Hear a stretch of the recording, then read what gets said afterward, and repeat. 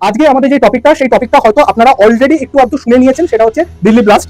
আমি যে বিষয়টা নিয়ে আলোচনা করবো, কিভাবে পেহেলগাঁওয়ের যোগসূত্র একটা পাওয়া গেছে। এখানে সবার প্রথম যার নামটা উঠে আসছে তার নাম হচ্ছে উমর নবী। উমর নবী পেশায় একজন ডাক্তার এবং সে কিন্তু নিট পিজিতে টপার ছিল, শ্রীনগরে সিএমজিতে এমডি করে এবং সিএমজি অনন্তনাগে সিনিয়র রেসিডেন্ট হিসেবে উনি পোস্টেড ছিলেন। তারপরে হরিয়ানায় যোগ পাওয়া যায়, গাড়িটা কিন্তু হরিয়ানার ছিল।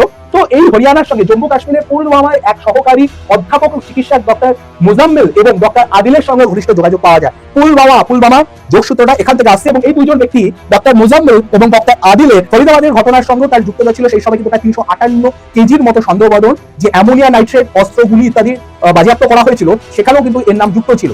ডক্টর শাহিন সাহেব, ফরিদাবাদে তার গাড়ি থেকে একটা অ্যাসাল্ট রাইফেল উদ্ধার করা হয়েছে এবং পুলিশ বলেছে মুজাম্মেলকে গ্রেপ্তার হওয়ার পরেই এই লিঙ্কটা পাওয়া গেছে। এবং এও কিন্তু ডাক্তার ছিল এবং কাশ্মীরে এরও যোগসূত্র পাওয়া গেছে।